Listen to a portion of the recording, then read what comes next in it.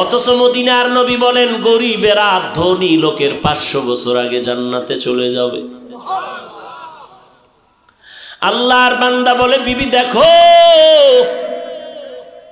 এবার স্বামী বেচারা দরজা খুলে দেখে ভিক্ষুক বৃদ্ধ মানুষ, হাঁটতে বড় কষ্ট হয়। বলে আসেন, খাইছেন নি? কয় খাইনি। ঘরের দরজা খুইলা সামনে বসাইছেন একটা পাটির মধ্যে।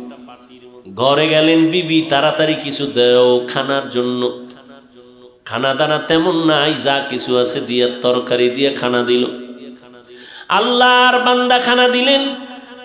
ভিক্ষুক ঘরের সামনে বসে বসে খানা খায়। হঠাৎ ঘরের মধ্যে আল্লাহর বান্দির নজর একটা পড়ে গেল ওই ভিক্ষুকের চেহারার মধ্যে। আল্লাহর বান্দি মহিলা ভিক্ষুকের চেহারায় অনিচ্ছায় নজর পড়ার পরে কেমন যেন শরীরের মধ্যে একটা কম্পন শুরু হয়ে গেল। মহিলা ঘরের মধ্যে গিয়া বালিশ চোখের সামনে নিয়ে কাপড় দিয়া চেপে কান্না করে। স্বামী ডাক দিয়া কয় বিবি তুমি কেন কান্না করো? বলে আল্লাহর কুদরত দেখে কান্না করি। বলে কি আল্লাহর কুদরত? বলে ও স্বামী তুমি জানো না যেই ভিক্ষুকটারে তুমি খানা দিয়েছো ওই ভিক্ষুকটার চেহারায় আমার নজর পড়েছে। আমার মনে সন্দেহ জাগতেছে যেই লোকটা সামনের দরজায় বসা ভিক্ষার থালা নিয়ে আসছে আমার কেনই যেন মনে হয় আমার আগের স্বামীর চেহারার মতো দেখা যায়। এবার স্বামী বেচারা চোখের পানি ছেড়ে কান্না করে বিবি গোপন রাখতে চাইছিলাম, বলতে চাইছিলাম না, যেহেতু তুমি ধরেই ফেলেছো শুনে নাও, মাওলা কিন্তু সীমা লঙ্ঘন পছন্দ করেন না। তোমার মতো একটা নেককারিনী বিবি পাইয়া ওই স্বামী তোমার ঠিক আছে, তোমার মতো বিবি পাইয়া শুকর আদায় করে নাই, গাদ্দারি করেছে, জুলুম করেছে। আল্লাহ বেজার হয়েছে। বলো বিবি তোমার ওই স্বামীর সাথে দূরত্ব কেন হয়েছিল? বলে একটা ভিক্ষুকের ভিক্ষাকে কেন্দ্র করিয়া আমার স্বামী গালাগালি করেছে, ভিক্ষা দেয় না, আমার আল্লাহ বেজার, তালাক দিয়েছে। আল্লাহর বান্দা ডেকে বলে স্বামী বিবি আমার মাওলা যে কেমন দয়াময় মালিক, আমার আল্লাহ কেমন দয়াময়, কেমন রহমান, আমার আল্লাহ বড় দয়াশীল, আমার আল্লাহর মতো দয়াময় কেউ নাই। ওই স্বামীর ঘরে তুমি যেদিন ছিলা ভিক্ষুক গিয়া ভিক্ষা চাইছিল তোমার স্বামী কি ব্যবহার করেছিল? বলে ও স্বামী আমার ওই পুরুষটা চূড়ান্ত গালাগালি করে ভিক্ষুকের কাঁদাইছে।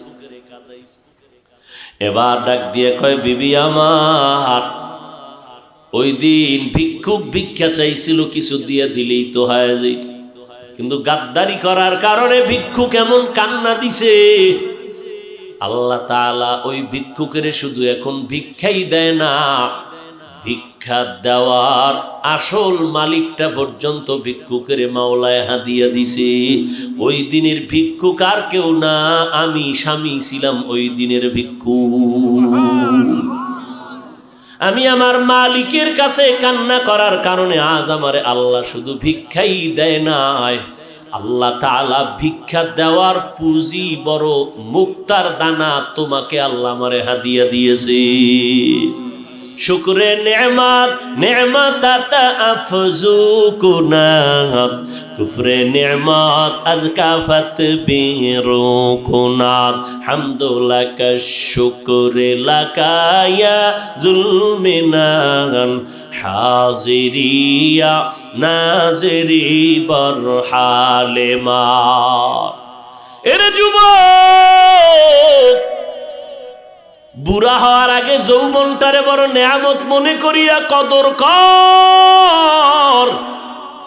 বয়স হওয়ার আগেই তোর যৌবনটারে গুনাহ করিয়া নষ্ট করিস না রে বাবা। পায়ে হাত রেখে বলি কয়দিন আর বাঁচবি?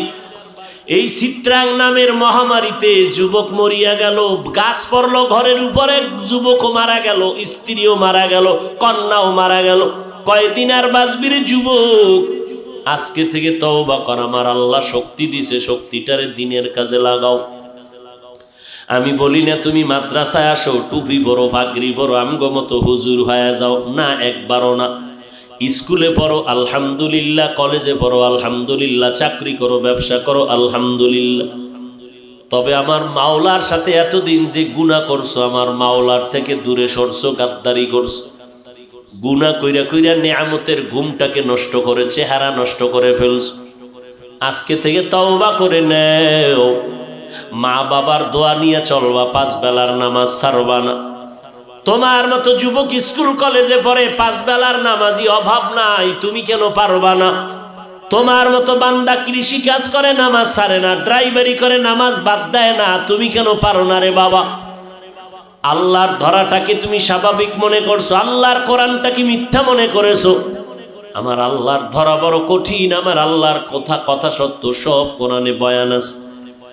কি অন্যায় করলে কি শাস্তি হবে আল্লাহ সব বলে দিয়েছেন। আজকে তুমি বাহাদুরের মতো চলো না, যেদিন সাদা কাপড়ে ডুববা সব বাহাদুরি বন্ধ হয়ে যাবে। অন্ধকার কবরে গেলে ওই সময় বুঝবা অন্যায় করার কেমন স্বাদ।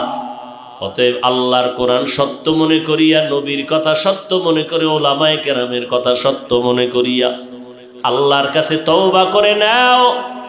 মনটাকে বুঝাও রে মন। আমার মতো যুবক জীবনে মাদ্রাসায় পড়ে না, আলিফ বা তাও জানে না, স্কুল কলেজে পড়িয়াও যদি নামাজ পড়ে, আমি কেন পারি না? কপাল আমার এত কেন খারাপ?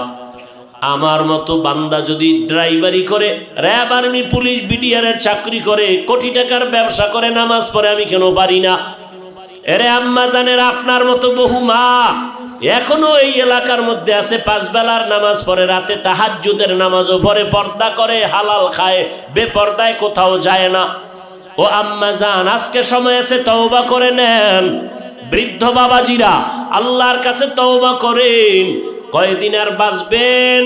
মরণের আগে তওবা করে নেন। আজকে থেকে নামাজ ছাড়বেন না, বেপর্দায় চলবেন না, দাড়ি কাটবেন না, জবানের দ্বারা গীবত শেখায়াত গালাগালি করে গুনাহগার হবেন না, হাতের দ্বারা জুলুম করবেন না, মা বাবার দোয়া নিয়ে, ওলামায়ে কেরামের পরামর্শ